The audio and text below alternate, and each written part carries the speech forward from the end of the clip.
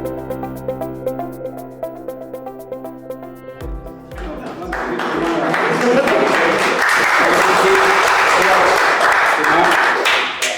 the format is going to be very free and easy, conversational, and feel free to give a nice flow of questions, whatever we have, and then of course we're going to have an interactive panel discussion. And we of course will have a formal Q&A session, but anything that you feel needs a bit of clarity as they speak, do pose your questions. I'm going to just give a quick introduction of the three speakers that we have here today. First of all, Mark Birch, who is the founder and co-organizer of Enterprise Sales Meetup based in New York. We have Raymond Tan, who is the senior marketing manager of VMware right now, and Bakar Hasnain, who is the channel sales manager at Oracle. Bear with me as I kind of introduce our organization. Asia Pacific Sales and Marketing Academy is a personalized strategic sales advisory, and we are headquartered in Singapore with a global presence. And we call ourselves the only virtual sales academy in the Asia Pacific. When I say virtual, it means digital training, such as the sales and marketing professional. And we are the authorized delivery partner of the AAISP, which is the American Association of Inside Sales Professionals. And we are also the only of two exam body, the assessment body for the accredited certifications that are delivered by AAISP. Just to touch on what AAISP is all about, AAISP is an association for inside sales professionals based in the United States. Internationally, there are about 78 chapters and close to about 12,000 members worldwide, and including 5,000 of these are corporates. The association is led by industry gurus, experts, and industry players like all of yourself actually. And just on a note, as part of the celebration, we are going to draw 10 lucky winners from all of you today who will get 1 year's professional membership of AAISP, which is courtesy our CEO Zina, who is unfortunately not able to make it today, and she sends heartfelt apologies for that. Right? So I hope you all have registered. Mark, you will have all their details, right, to draw the ballot. Yes. We'll figure it out. We'll figure afterwards. Right. All rules. Right. And Zina is also the president of the local Singapore chapter of the AISP movement here. Great. Now just give me a few moments to kind of talk about Mark, if I may. Right? Mark is an enterprise software tech entrepreneur, sales executive, and also an early stage startup investor. As I mentioned just now, he's based in New York City. His specialties include early stage tech startups and angel investing, enterprise sales experience, and also solution sales expertise.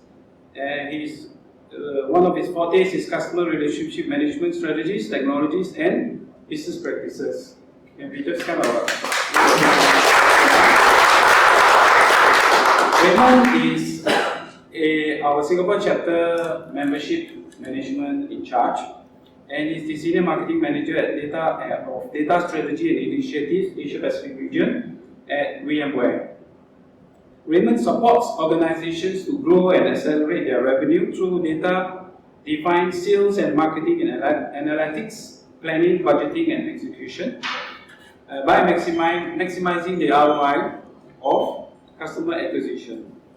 Raymond has worked with Dell, Microsoft, and is currently with VMware. Round of applause to Raymond, please.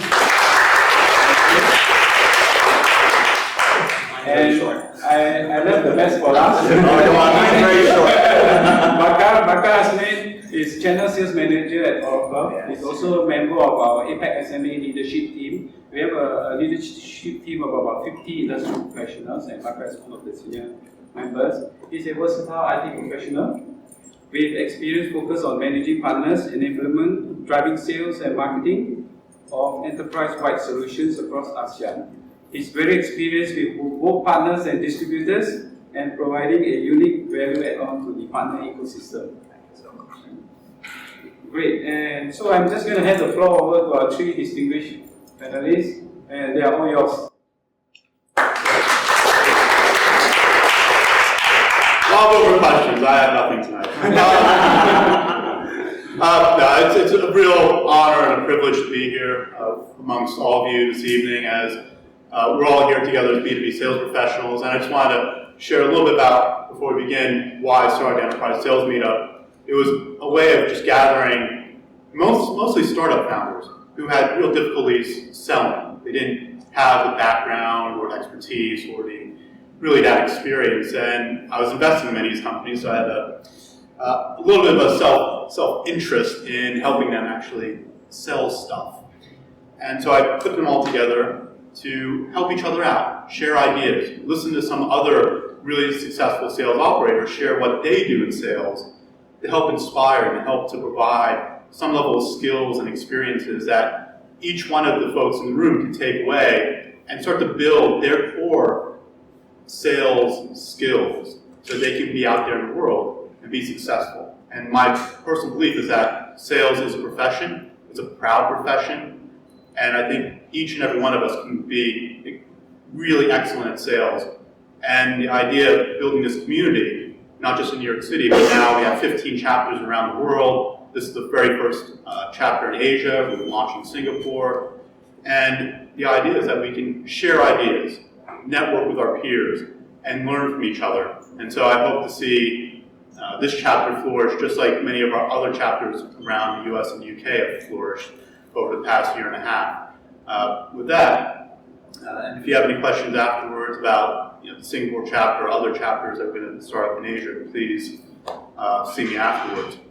But I want to kick this off with just kind of a personal note. We already had a round of introductions, but maybe just share one interesting thing that people might not know about you. I'm looking at the cover. All right, I'll make it easy. I'll start. If you follow me on Instagram, I take way too many pictures of food, and I've already taken way too many pictures of food in Singapore. So you can follow me on Mark S. Birch if you do Instagram. But yeah, I'm a bit of a foodie. But who wants to go first? I'll kind of take that and stick with it. Big time foodie Okay. as well. Love experimenting and stuff, but also love to travel as well. So that's a fun thing. Just trying to pick up a few sports like golf and all. So that's an interesting thing to do.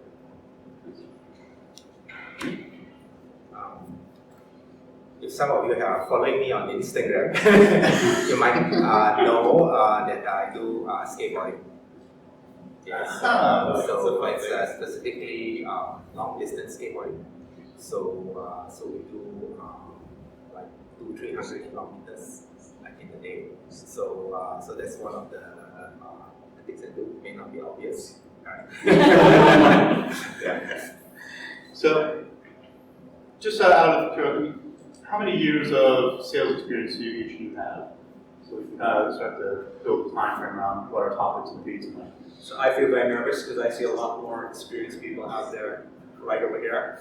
I don't have much experience though, but it's effective experience. I have had around 12 plus years of experience focusing mostly, it's a bit of a mixture. Started off as an inside sales, actually started off as partnerscape, going on into telesales guy to inside sales, further on as alliances and channels. So that's around 12 years across the board.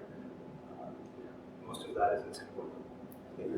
So for me, the last 10 years or so has been in some form of operations, sales operations, marketing operations, even services. Prior to that, showing my age, the 10 years before, I was in generally in consulting sales. I think generally in consulting sales. So that's about it. The last 10 years, the operations were mainly in the IT industry, and mostly, not all the time, but mostly in B2B. Yeah, mostly business. Where mine's all B2B throughout from day one. And by the way, if anyone wants to tweet tonight or share information, we're at Enterprise_Sale, and it's #SingSales. But I just wanted to kind of frame that conversation because what we want to talk about tonight is what has changed in sales. I think a lot of people talk about sales has changed in enterprise, but what exactly has changed? And I just want to kind of take it from a high level first and ask, what have you kind of seen just in your own experience from when you began in sales until now? What are you experiencing from a change in the environment from a B2B sales perspective? It's huge. You want me to start first? It's huge, actually. It's tremendous. The way how sales professionals change it's just immense. We've gone in from basic relationship-based selling to social selling to digital selling. A lot of the things that have gone through, and now things have really kind of progressed way out of hand. Technology is a big enabler. Online sales and things like those, they play a major role in the way how consumers buy, how we sell, and that's the entire thing. How sales actually will keep on changing in the future as well. It's a huge, big difference. Technology plays a huge role. Seems like it's taken away a lot of the more of the transactional type of sales. Well, transactional sales still stay there, but then I think the human touch, human factor, that kind of gets a little mixed up. With the online, everything's available on the web. Everybody can Google stuff. Everybody can kind of figure out everything that's going on out there, from pricing to features and stuff like that. A lot of people go for getting information firsthand. That's my perspective. What do you feel, Randy? I think the more things change, the more some things don't change, right? And I think what we are doing in sales is always what we have always been trying to do, or should be doing, which is helping our customers buy, right? You know, we want to help them get the right solution for their problems, right? If I look at it from the operational point of view, so there are a number of things that have changed a lot operationally. One of it, and of course, no surprise, is data. We have a lot more information about our customers than I actually can manage. So it's overwhelming information. I think that's why we call it big data, and that's not necessarily a good thing. We have too much information about our customers, right? And that's one thing. And then the second thing that I find that is selling has become more requires execution for it to be successful, requires a lot more discipline than we used to in the past, right? One of the reasons is because of complex selling. Sure. You know, you have 3, 4, 5 people, and you know, they're friends. You know, being involved in the decision making, and all you need is just one aspect to go wrong, and then you know the deal that you're working on, you know, over the last couple of months, you know, just go south. So two things. One is the amount of data that's available for us to understand our customers. They are there. And then the second thing is the decision making is getting more and more complex. More and more people are involved. You know, as time goes by, I have no idea why. You know, so sometimes like there are 10 people involved in one decision, I have no idea. It's just a simple decision. Right. That depends who you ask, whether it's Serious Decisions or Bridge Group. We use analyst groups based in the US, but they'll say that the typical sale will involve anywhere from 5 to 8 decision makers. Okay? So it's a lot of people to talk to get anything to actually move forward. Yeah. So I want to kind of have a little bit of a framework for us to have the rest of the conversation, because based on some of our previous conversations and some of the things I've seen as well, it really comes down to about these 6 specific things that I think might be really interesting for us to discuss tonight. So it comes down to some of the things we've already mentioned. So buyers are more informed. Yeah. There's more decision makers. Yeah. There's this idea that it's harder to reach the prospect. There's also this idea of commoditization of solutions and products. There's fewer big deals you can be had, particularly at the enterprise level. And I think the last point actually ties in nicely with what you were saying about data, which is the prevalence of technology and how involved it is in our sales. So maybe we could just talk about that first aspect. A lot of people talk about the buyer's journey. Has anyone heard like the term buyer's journey at all? Yeah, so it's a little bit familiar, but for those that haven't heard it, the idea is that salespeople aren't necessarily controlling the sale anymore. Buyers have a lot more control, and a lot of that is predicated on the fact that buyers have a lot more information on the internet. So how are you seeing that play out in your own sales? Are you getting kind of surprised sometimes when you talk to clients? Is the information you're getting good? How's it impacting your sale? Different sales technologies and methodologies kind of have different ways how we address it. One of the famous ones that I've actually been exposed to also calls it buyer and seller dance. Because you pull from one side and the other side kind of gives it away. Yeah. You have that entire thing that goes around. Then that's one methodology. Different methodologies in sales realize that customers are a whole lot more aware of what's out there. There's a whole lot more competition available. So in that entire situation, yes, the buyer is actually being pulled across the board. The question is actually being able to understand from the buyer's perspective and actually be able to pitch that nerve. That's perspective. That's old school sales methodology. That's old school sales reps, how they think. It's about the pitch, it's about the relationship, it's about knowing what the customer really is looking for. And that's how old school sales people do. However, the way how things are changing, sales cycles are changing, sales channels are changing. You're going from digital mode to even people actually for sales, they actually remove experienced sales reps and put retailers out there. We just go in and do those things. We're just doing those small commodity purchases and then doing those sales again and again. And that's every ID vendor is looking at that. Every B2B vendor is actually looking at those small transactional volume-based sales as well. And the reason why each and every organization, specifically the bigger IT MNCs, the reason they have inside sales departments is to beef up volume-based transactions, which every company needs. So the question is, yes, the number of large-scale deals are reducing. It doesn't mean the fact that they're not there. You need to be a real hunter, not to go find them out there and be able to build them. But you need the beef there, the fat there, in order to have those small deals to keep the numbers ticking. That's my perspective. What do you see, man, just in terms of buyers having more control of the sale? Has it affected you? Yes, and one of the reasons is that buyers are coming to you more informed than you are going to them. It's quite unavoidable now. That means they are more informed about your competition.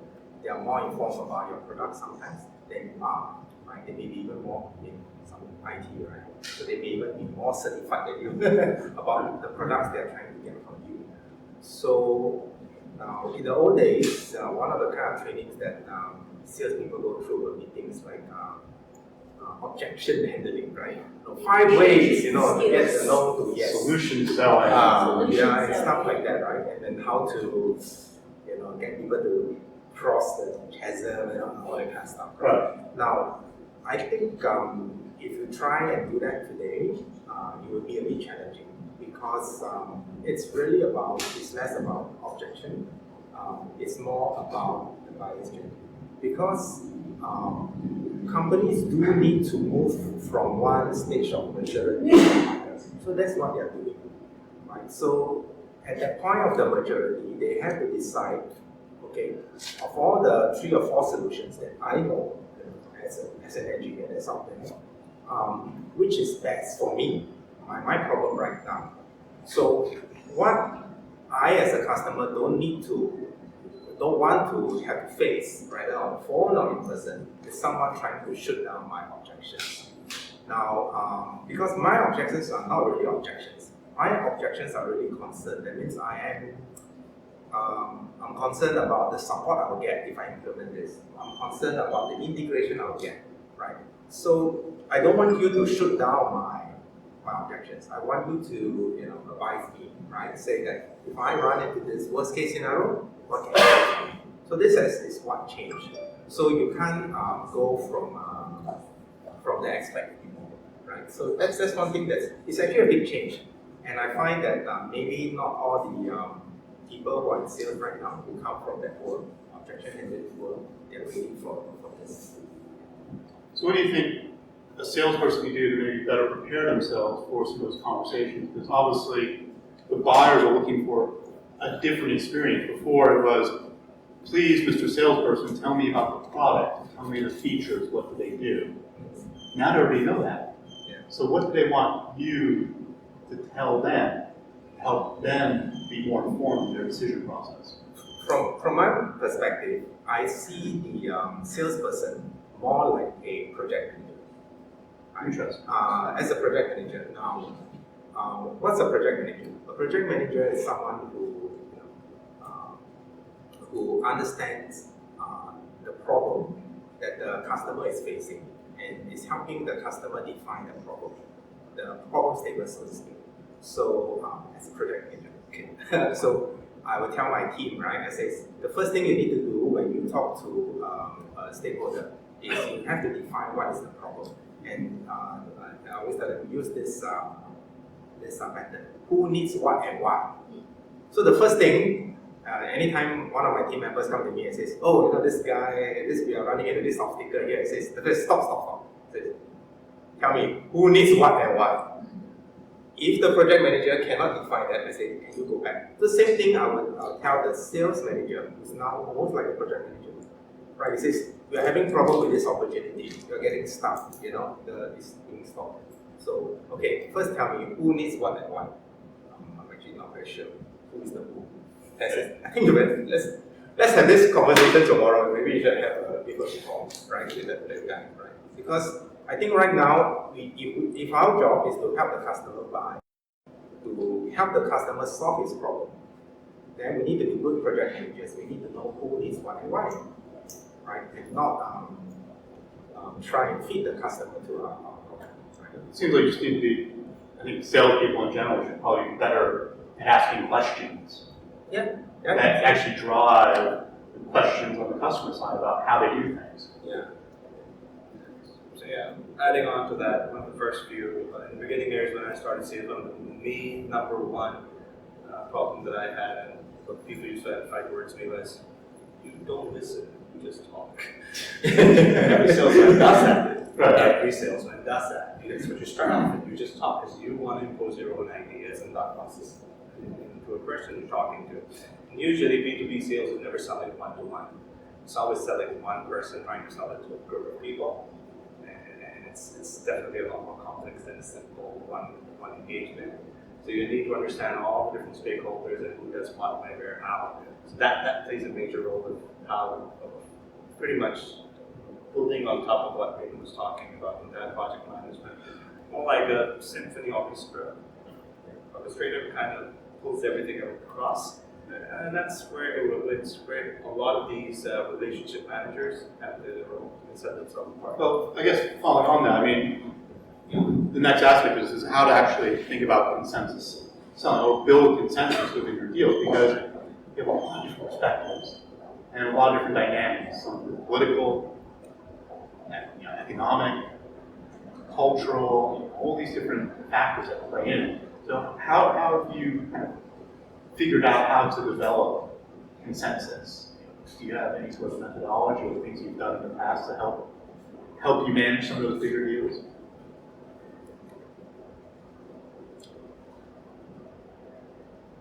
There's a lot of different ways how you do that. One of the most important things is building your champions. Building your champions within an organization. Make sure you keep track of exactly what way you're going. And one of the things that one of the sales methodologies that they use, one of the ones that I kind of associate myself a lot with, talks about how you need to keep reaffirming the problem statement or whatever the objective that you're trying to achieve in the entire engagement. That's key. That's interesting you said, but I think most people just assume, oh, that person's my champion, and like, oh, run the races, just sell for me, and that never happens. It never happens. It never happens, but where a champion really plays out very importantly for you is in order to give you that internal intel. That entire discussion about where this entire conversation is going. In today's world, and whenever you look at the bigger deals, many times that what we see within our organization and what I've seen in the last 10, 12 years that I've been working on some of the big deals, usually where they start off with the aim, they never end with it. Usually during the process of the entire sales, that entire sales process, the buyer on the dance, the entire pull off, something changes, is it the competition brings in much more, puts the bar of expectations a lot higher, or brings a lot more other things into the equation? Customers themselves, whenever they're going like a big deal, they even themselves realize certain things that they might have done right or wrong when they're crafting out their solution in the first place. And then you see the fact that what you started off with, or the main objective with which they started off, many times that kind of changes off. It goes on a different tangent. And we as sales reps really, really need to be very, very flexible in order to adapt to that and be able to go on that, right? And many a times it actually means put your hands off and back off because you don't have something that actually goes in that direction. So you need to be a little dynamic and figure out how to do it. And I think one of the most important things of an entire sales strategy is being creative about it. That's my 2 cents. I think there's one challenge for account managers, relationship managers, whatever we call salespeople today, is that they feel less and less relevant to the selling process. I'm not sure if there's any account managers here, because the products are getting a lot more complicated.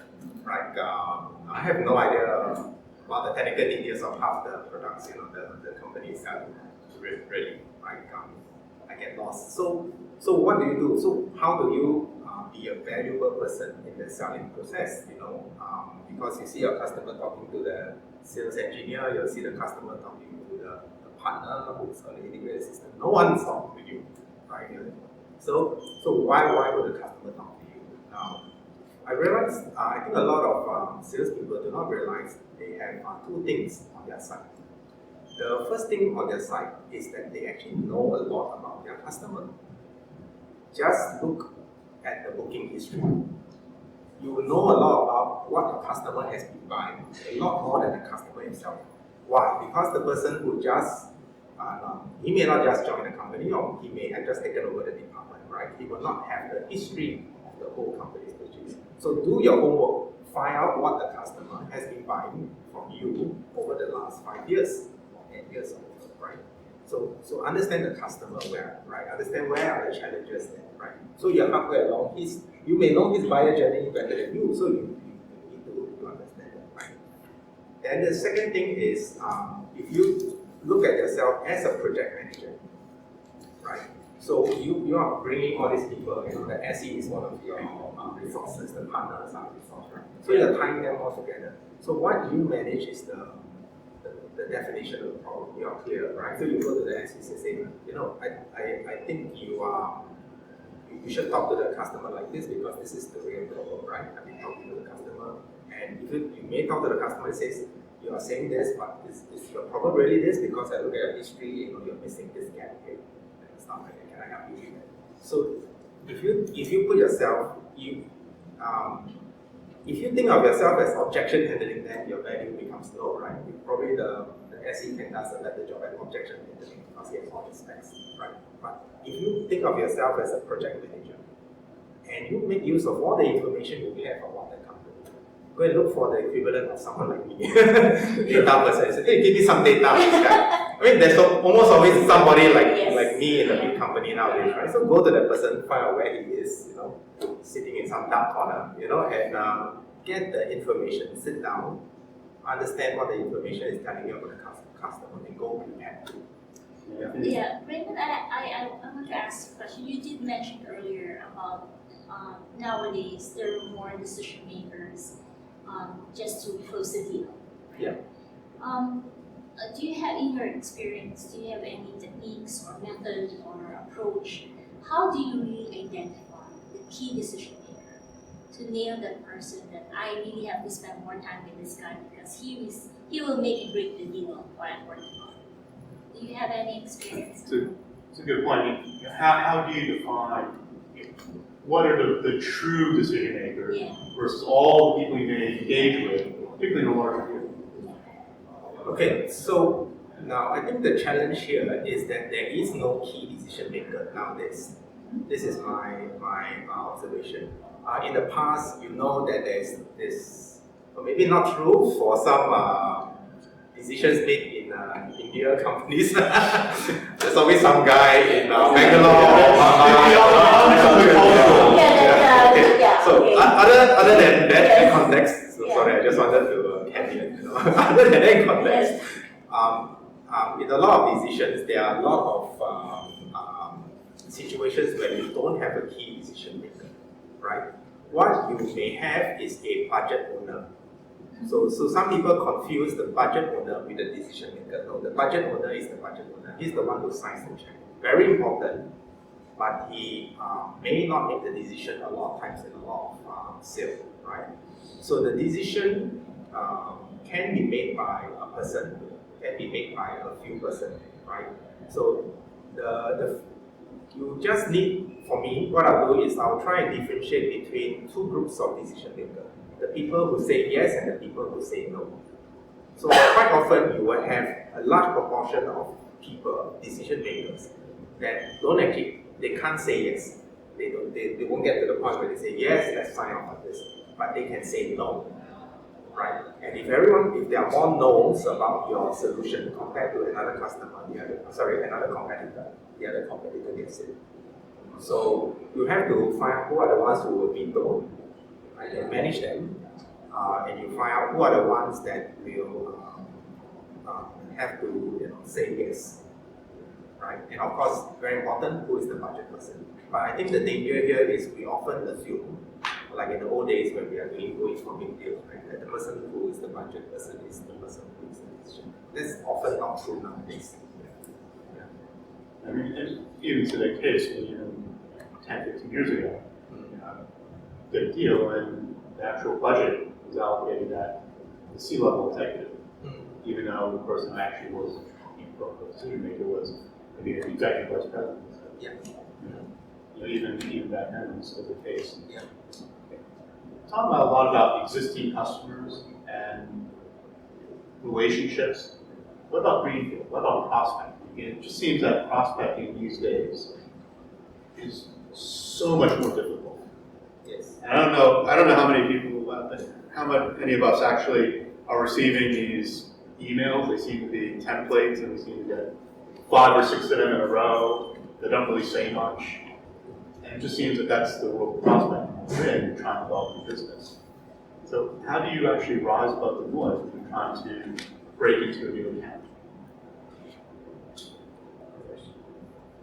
Yeah, I was going to say, the reason why I look at you is when it comes to greenfield, white space, blue ocean, whatever we're going to call it nowadays, I think one of the most underrated way of identifying potential new customers are actually our partners. Yeah, we tend to try and do it ourselves, and I get requests for give me data this, give me data that, you acquire data this, our partners actually know who is likely to or willing to buy our product, right? Just that it's not pitching it. we need to get them to pitch it, right? But they do know, right? Because they are connected with the problems of the customers on a day-to-day basis, right? So on a day-to-day basis, they are recommending, you go with this vendor, go with that vendor, go with this and all that, right? So they do know, right? So one of the things if you could actually work closely with the partners to identify where a customer is not using a particular solution, and identify way better than you can do what normally people do nowadays. They go back to their own data, their booking data, and they keep analyzing, and then they make a statement like, if this person has not bought from me, he's greenfield, right? That's way too. That's like the rest of the world, Because what use is that, right? Where you go from that, right? So you have to be a bit more detailed than that. And one source of information is it's then a second source of information, which I find badly managed, interestingly, is social media, right? How do I know if a company is interested in my product? Well, if they have a lot of people looking for information about my product, and of course the first thing, like we all must do, we go on internet, we talk about it in the social media. And there are lots of ways nowadays, to analyze that information. The technology is there. We use the technology for all kinds of other things than this, right? But the technology is there, right? I do have a program where I identify people who are on the internet showing interest in us. And we tie back to the company. So there's something you can actually do that. It's not easy, right? And some judgment is required. But these are two ways. There are people who are looking for information about your product or related to your product. You need to identify who they are, link it back to the companies, right? And of course the ecosystem. And then have a chat here. Why are you talking to this guy? He's like download 50 white papers over the last 3 months. Yeah. Do you have any thoughts on prospect? Yeah, we should definitely talk about technology. I mean, it's such a powerful aspect of the tool sets that we have as sales professionals. But do you have any other thoughts on prospect? Oh yeah. First of all, what's everybody doing right now outside? Everybody's cold calling. Everybody's marketing. Everybody's advertising. And everybody's keeping track of whatever that they're doing. Every company has a CRM solution. They track each and every interaction. Most companies are going towards a big data solution, so they can kind of integrate with the Facebook, the Instagrams, the Twitters, and try to get information out of that about what their customers are doing. People are actually going out and buying information, buying data about spending patterns. People go to industry specific and do that. Now, what does that all boil down to? All the different interactions that we're doing with our customers and we're reporting all that information, we then have people like Raymond who we go to and figure out interesting marketing campaigns. What are the sweet spots? What can we attack? What's going to be the low-hanging fruit? But that's the entire cycle. It's a vicious cycle that all of the sales reps are going across day to day. Every day we do that. So yes, prospecting is very difficult whenever you get emails, you get spam emails, you get flyers, you got events, you got everything that's out there. So the entire concept of sales is a lot more complicated today. It's more of a science. There's another discussion that I was once having, and we were talking about selling an art or a science now. It's actually more of a science now. If you figure out all these different ways and all these different technologies and all these entire cycles that we go through, it's actually pretty much predictable how customers and consumers are actually going to behave based on the interaction that we have with them and the way how we define that interaction. So, it's a lot more difficult, and it's a whole lot more. It's a whole lot more orchestrated. It's a whole lot more reportable as well. I look at sales as, to your point, there's definitely much more data. It does seem very much more oriented towards science, the science of sales. I think in the macro level, we start to get into the one-on-one, there's still the art of the sale. So I think that's the distinction. But what have you been using just from a technology standpoint to maybe get ahead or to be knowledgeable? Randy, you talked a little about some of the tools that you're using. Have you been using anything? Of course. So something you like to share? So if you're an organization who's been in the market and selling to customers for more than 10, 20 years, you have data with you. Little data there. You got a lot of data. You got data about your customers. You got data about the customers' competitors as well. And then you're in a unique position to use your customers' data and your competitors' customers' data to play around with it as well. And that's where a lot of the technical campaigns come around. When you know a customer is buying some stuff but in small lots and your competitor is a whole lot more friendly with you and he's got a lot more things going on, you don't use that because, of course, as a company of data, you have certain NDAs, you have certain confidentiality that's there. But you're able to use certain pinpoints to understand where the industry is going, and then you can kind of enlighten your customer about industry patterns and things like those. That kind of drives a whole lot more. We've seen a whole lot of demand and a lot of marketing campaigns on an industry-specific level, on a B2B, go in, that's very successful. If semiconductor industry, how does that go up and down? Oil and gas, industry specific, not only that, but even domain specific. We see a lot more things going on around there. When we see financial prices going up and down, and all the things going over here, we can then re-segment ourselves, we can realign ourselves to the right industry, which will be focused to give us returns. That's the way how the entire sales cycle works.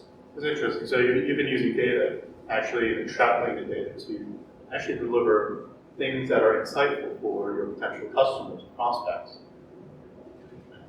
So instead of kind of the boilerplate, like, let me show you the demo. Exactly. Let me tell you about what's going on just across your industry. What are the trends? I think that's actually a really powerful way of using some of the technology that are out there.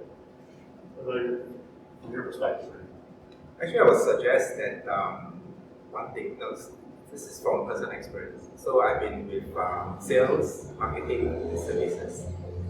Your services department know a lot about your customers. But when I was in services, no one came and talked to us. That's amazing. It's amazing, right?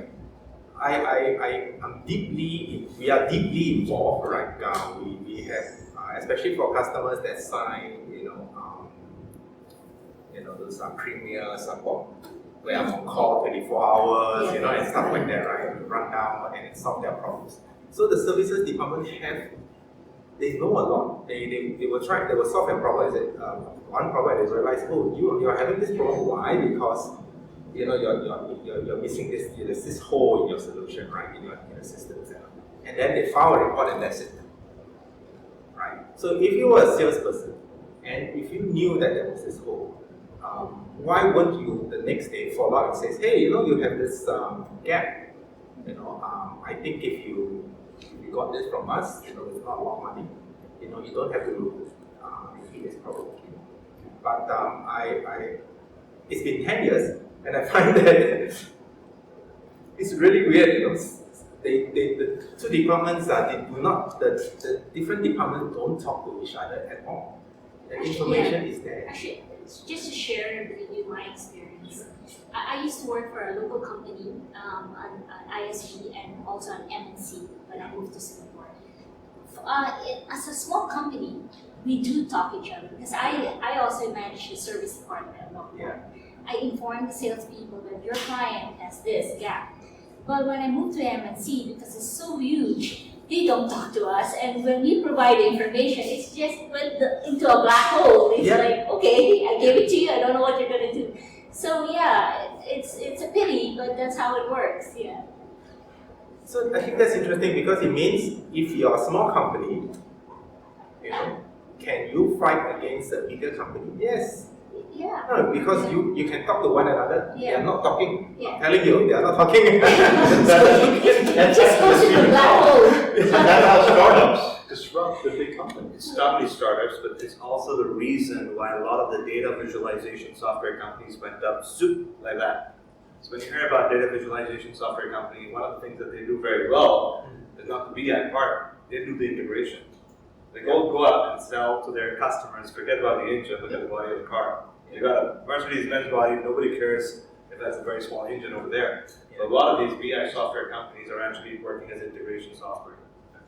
And they kind of put all those things to a single screen and kind of address those small parts. And that's their value add. And that's where a lot of startup companies are also coming up. Just from like a tactical perspective, because part of it is technology at the broad scale, process scale, but also just individually as a sales contributor.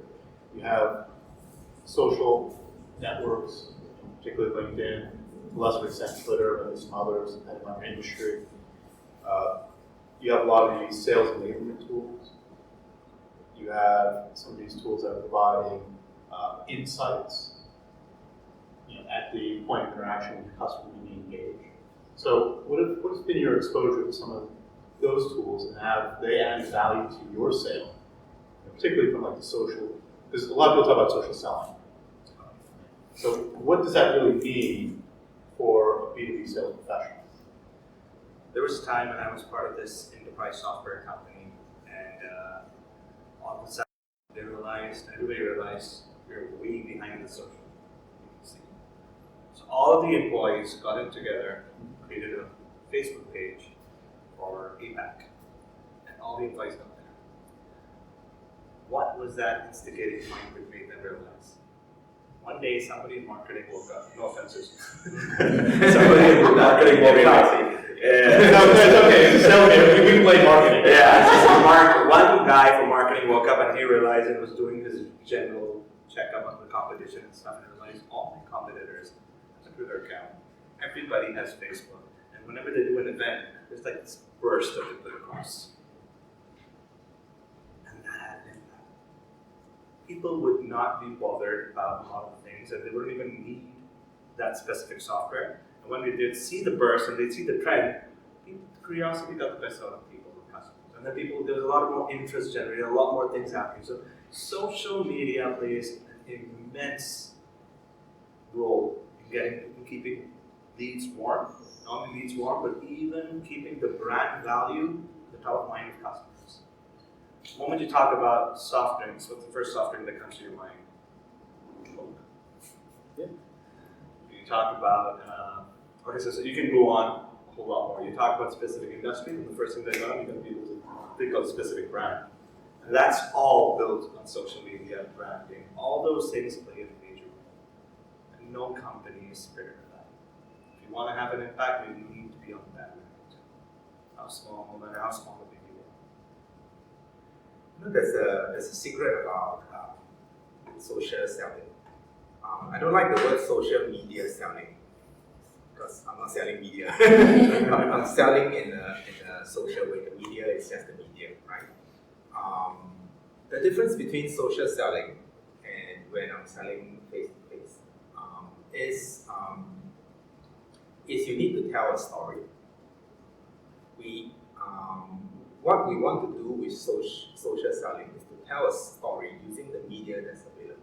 A story about the product, a story about the company, right? A story about whatever, right? The solution that you want to do. So the challenge with people in marketing is that they say, oh, everybody's on Twitter, everybody's on Facebook. You know, I need a Facebook account, and then they get on it. They focus on the media. But what they need to do is to take a step back and say, what is the story I want to tell? So, and what is the best media to tell it, right? The medium that I want to use. So if it's Instagram, then it's Instagram. If Instagram doesn't work for the story you're telling, then you shouldn't be on Instagram. You shouldn't have an Instagram account, and it makes no sense, right? And you should be on Twitter if you got nothing to tweet. So that happens, right? So you should be on Facebook if you don't have a timeline like that you're planning to maintain. So you need to understand what the story you want to say. Now, once you have the story on the appropriate, it's an effective way of reaching out to the greenfield.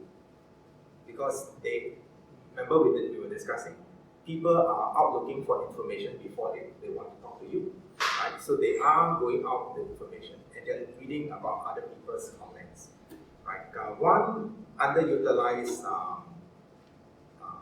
thing that I see is actually Facebook groups. People spend too much time on the Facebook page. It becomes like a series of advertisements, right, that I post.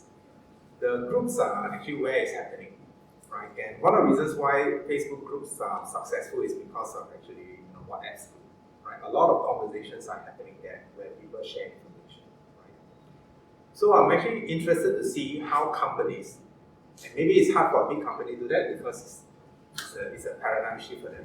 But for a smaller company, if they will assign a guy to maintain all this conversation manager or something like that, social conversation manager that will maintain all this conversation, right? And then when a problem, someone pops out and says, hey, I know I have this problem, right? Anyone can help me with? He takes that problem and then he PMs them and contacts them, right? That's the message. So why are people doing this? We do that all the time, right? Among ourselves, right? So we can do that with our customers. Yeah. So that's actually the next step. And a small company can do that easily. And some of them actually done it very well, I think. Yeah. Wonderful. Yeah, I think there's a lot of companies that have done it really well. And there's folks at Oracle, I mean, that have actually done a really good job with social selling. I think the other part of it is that you don't have to actually rely upon your marketing department. You don't have to rely upon other people. you yourselves, everyone here in the room, can actually do some of this activity and start to build up your own personal brand around your industry and around your expertise that you provide. I want to, if anyone has any questions as well, please feel free to ask away. We do have some time now just for questions and answers, otherwise I can continue to ask away. All more knowledge out of your minds. But yeah, if you do have any questions, please feel free now to just jump in and contribute or share some of your own stories as well around some of your sales challenges as well as your sales. Actually, would love to hear stories though. Yeah, I'd love to hear stories. Well, we'll actually have a little bit of time afterwards. Charmaine, bring you up here later to share what we're doing afterwards because I totally forgot. But I do want to actually talk about this one last thing about this idea. It's just hard to differentiate. It just seems that the rate of innovation is so fast, and there's so much competition, so many startups. There's also a lot of consolidation on the vendor side. So one of my big customers when I was at Oracle was Verizon, big telecom in the US. That used to be 12 companies, and then it became one. And Oracle used to be this database provider. Then they bought a whole bunch of companies, like my company, Siebel, and a whole bunch of others. And so what you had is this morass of just technologies and solutions in one big conglomerate. It's actually at least a lot fewer deals. And they start to whittle down their vendors. So we're in this environment where vendors are doing a lot less business, with a lot fewer vendors. At the same time, it's really hard to get in the door. So what do you make of that kind of dynamic? And obviously you're coming in from the bigger enterprise perspective, but how are you staying relevant? Trying to stay in some of these deals or find these bigger deals. All right, so people who haven't heard much about Oracle or don't know much about Oracle did approximately 100 acquisitions in the last 5+ years. We're on a super duper hyper buying spree from our CEO perspective. Yeah, I mean, how many marketing projects did you buy over the course of 3 years? It was amazing. I don't even keep track of it, starting from PeopleSoft to JD Edwards to Sun Microsystems to Talio to a whole lot more. Revello recently, which was directly in competition to Damn. So, But we can still have drinks after. yeah, we can try to figure that part out. But that's the thing. One of the reasons why there's so much strong this drive towards mergers and acquisitions is in order to be relevant in the market. And it's no more about that one specific area where you're going to go ahead with, and then it's more about having the cross the board. And it's not only Oracle who's doing that, every technology company is doing that. Anyone who has deep pockets is going to go do that. So I think from my perspective, and this is my bad thing, and I feel a little bit based over here because I've always worked for the top 2 or 3 brand names in the industry, and I don't have that startup experience though.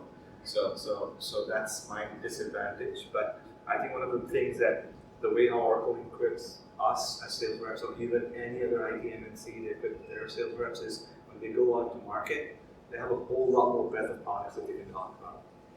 We even have BI now. We brought over a couple of security companies. They have BI. There's so much data visualization. It's just ridiculous. Purity, that was the big one you brought. So that's the thing. So we bought a whole lot more stuff, and then that's about being relevant in the market. And it's not about only 1 or 2 products. So one of the things that we're trying not to talk about is how Amazon went out and created this cloud business, and within a short span of 5 years, from zero, went into a $6 billion plus revenue per annum company. ARR, it's huge. Now everybody starts thinking, "Wow, Amazon's so great, Amazon's so amazing." The one question everybody asks is, who is Amazon's #1 customer? Does anyone know? AWS, Amazon Cloud Services. Who's their bigger customer? Amazon itself. Why was AWS created? It was because Amazon needed a cloud service and they wanted to reduce their costs because their costs were losses were so high because they had to keep on investing on infrastructure. So they made a brand new company and said, you know what, if we need this, we might as well open it to customers, and bingo. Jeff Bezos starts building the business. 5 years back, the entire industry is moving that way. Call it stroke of luck, call it relevance, whatever it was. And then they started making up lots of small companies. So the entire discussion, the reason I give the entire story was because the reason why people are going into mergers and acquisitions is in order to stay relevant. And that's what the basis is. That's something that big IT organizations can support. They can actually go invest, buy, and be able to make sure that their portfolios are relevant. But startups have a bit of a difficulty. I might be wrong. Actually, because my world is startups these days and has been for the past 6 or 5 years.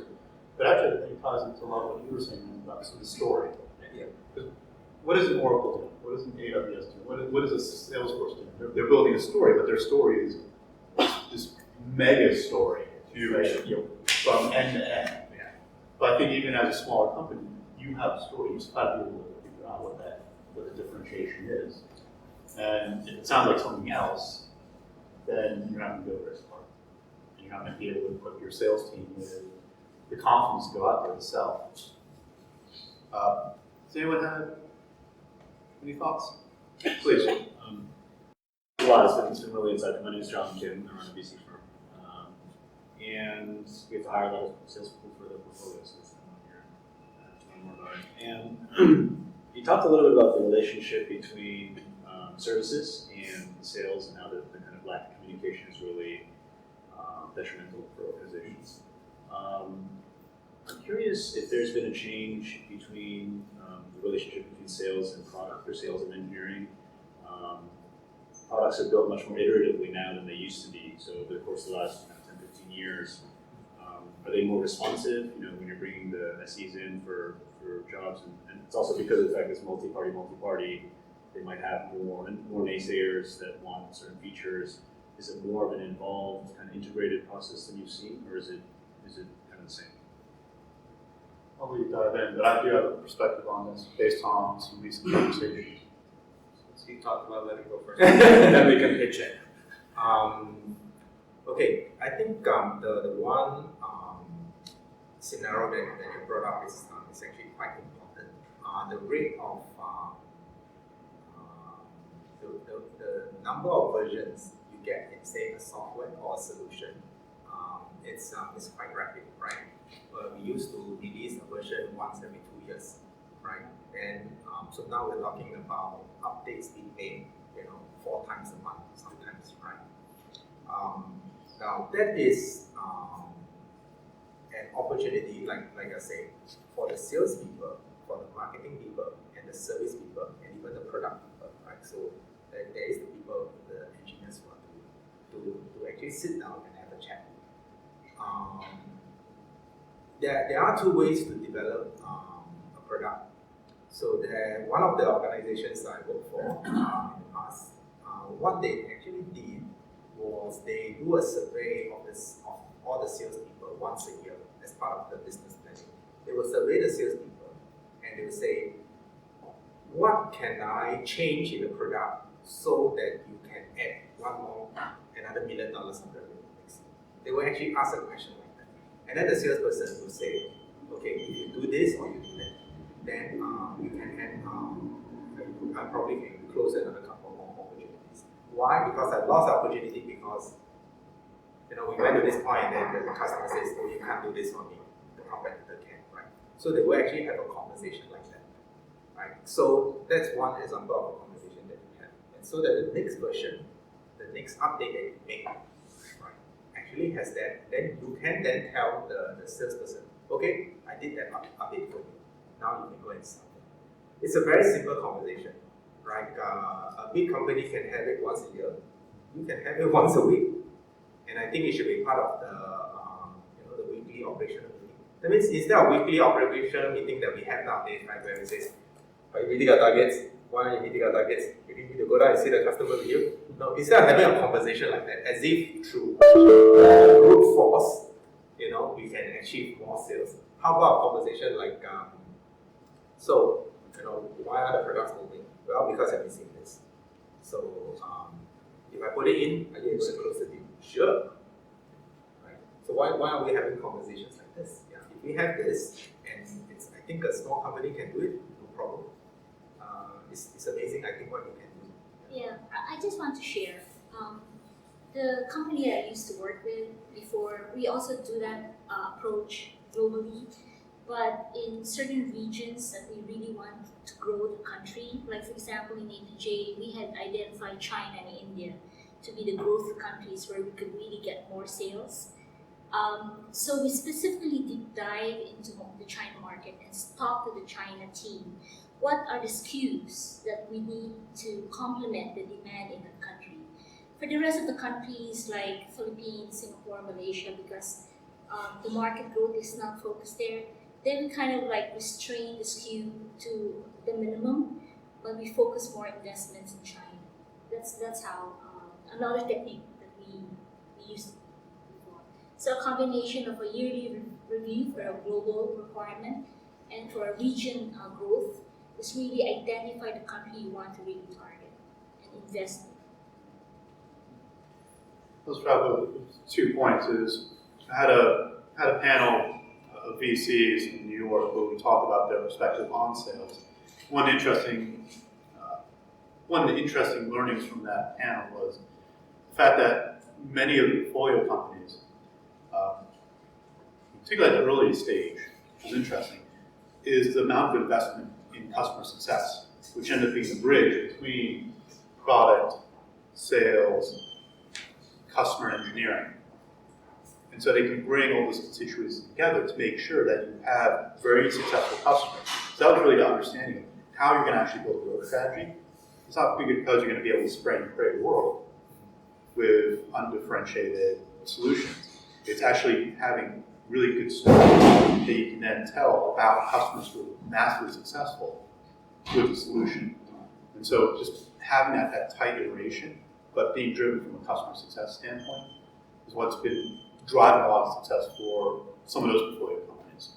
The second aspect, I think more in the more established company perspective, is I had a gentleman by the name of Tim Sanders who spoke to our Boston group last month. And he developed this process when he back in the broadcast.com days, which ended up being acquired by Yahoo. And if no one knows that name, that was Mark Cuban's company, broadcast.com. So he actually used this methodology called deal swarming to start to bring constituencies from a company to start to brainstorm on more difficult deals.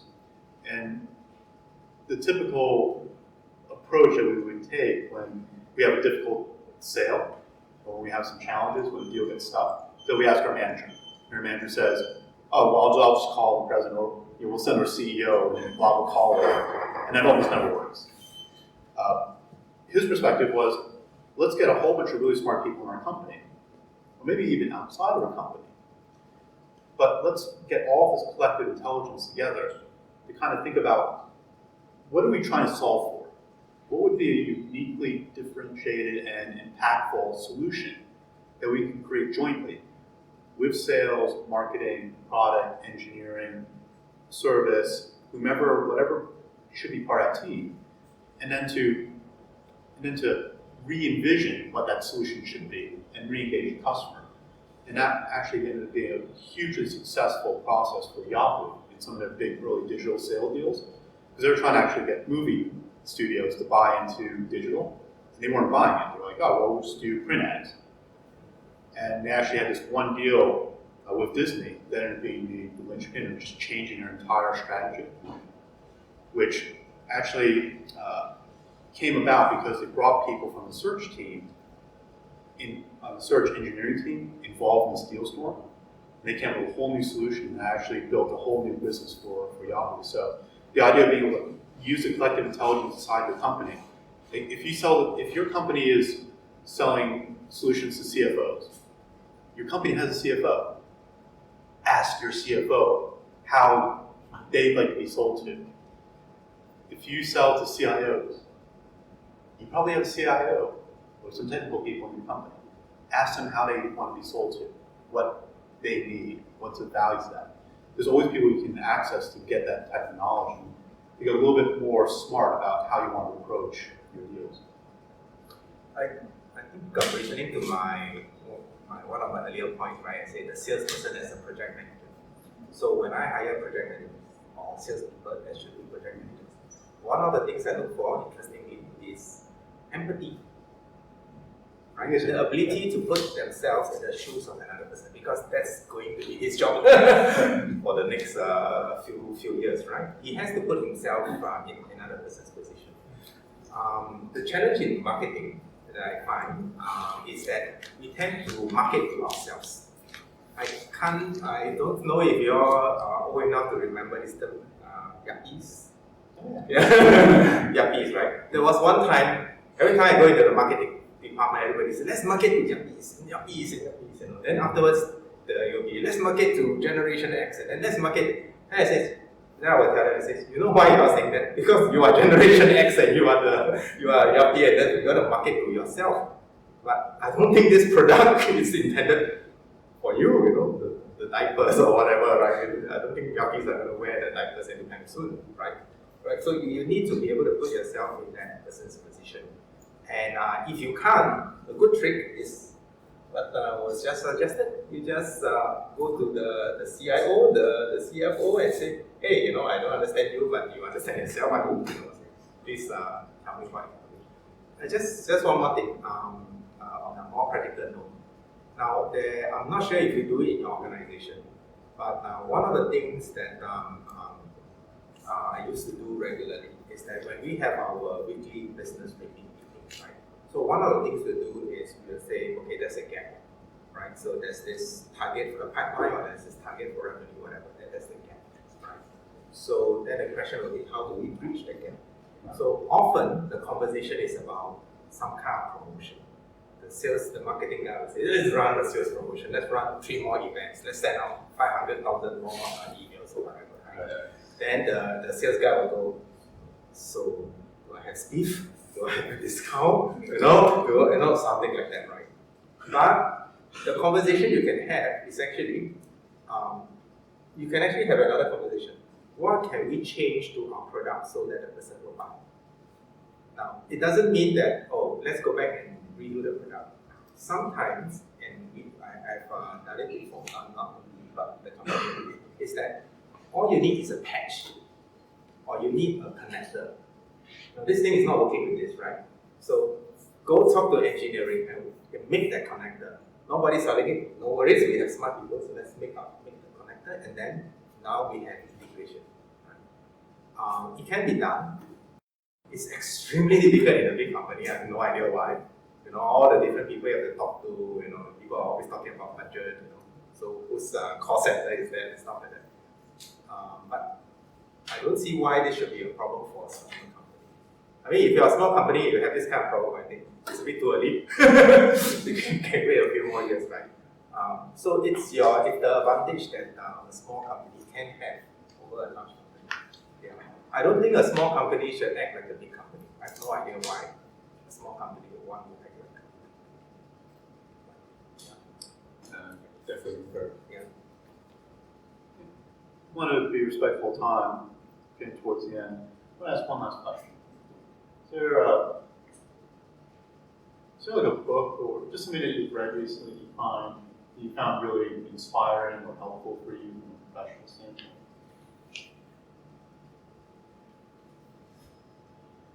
All right, so I read this book. I'm actually in the middle of it. Very helpful. Called X Teams by. So I'm also studying these days. I just enrolled myself in an EMBA program. So one of the professors asked that I got a book of his. Henrik Baseman, I believe, he wrote a book with another author called XD, which covers about different cultures in an organization, the cultural, political, strategic aspects of things, and how important it is for teams to work together. Very much self-improvement compared to generic fiction stuff people like to read, but yeah, that's a self-improvement book that I'm reading right now. Yeah, it's interesting because it kind of goes up and makes me realize about the question you just asked on the fact that you need to get to the practicality. It's not the fact that people don't talk to each other. It's about you need to figure out which set of people don't talk to which set of product engineering always talk to sales if your sales numbers are up. The sales guys will never be able to simultaneously product engineering. However, the support and delivery team don't talk to sales. And they have a bit of a very slight link, a bit of a thin link with the product engineer. Similarly, no offense, it's coming back to marketing, that's like marketing team also is different.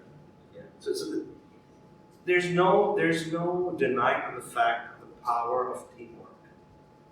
There's no denying that fact. If all the teams start talking, then yes, all these success stories are actually basis about the many minds that get together and come up with a solution scenario. But compared to that one single mind aspect, so this book kind of helps me out. And it's very relevant that you ask that question because it kind of ticked on my mind. You need to be able to pinpoint which team is not talking to which team, and then be able to build those bridges. Because that's where the real power lies. What's the name of the book again? X team. I can forward it to you later. You can do a mass. A number of books, but I assume all of us are either in sales or something to do with sales. I would like to recommend this book. It's called Happier. I'm not sure if you've read it. Happier is about it's by this. It's by Kyle Williams. It's about this. It was written by a Harvard psychologist who lectured, and he was saying that a lot of books about psychology is about negative aspects of psychology, right? So he was interested in the positive side of psychology. So he says, why not study and understand what it takes to be happier, right? And the reason why I recommend that is sometimes when we're in sales, it's not always very happy. It's tough, right? It's a job that demands perfection. We have to hit our target, right? Or you need to hit the target, right? And someone at the beginning of the quarter will just come up with a number, then we have to hit it, right? So our job is most of the time we are driving towards perfection, right? But we are not driving towards being happy. We are just being relieved that the quarter has passed. But what has this got to do with making us a better salesperson? Now, one of the things that the recommendation in the book was that if you want to be happy, you got to be grateful. So I think whether we are looking for greenfield, white space, new opportunities, how to bridge the gap. Sometimes we miss it because we are not grateful for what we have, and we keep focusing on what is missing. Right? The numbers are not there. Yeah, sure, that's right. But we may have, there might be some opportunities that we already have, but we're not focusing, we're not grateful for the connections that we have, the resources that we have, right? So if you look for what you have rather than what you don't, like, oh, my company is small, I'm missing this system, that system, so I'm gonna have trouble, right? But then you look at what you have, oh no, I can turn around faster, I can do product innovation 5 times a month, right? And you use that, I think we'll all be happier salespeople. It's good. I'm a big believer in understanding human psychology in terms of how it can impact your sales efforts. You just go quickly. I've been going through this book called Thinking Fast and Slow. It's by Daniel Kahneman, who's a Nobel Prize winner. Very dense book. It's not an easy read, but it is really groundbreaking in terms of the fact that it gives you a very interesting perspective on how people make decisions. Right? This is good for salespeople when you think about why do your prospect, why your customers do certain things. What are they thinking about? What will actually resonate with people?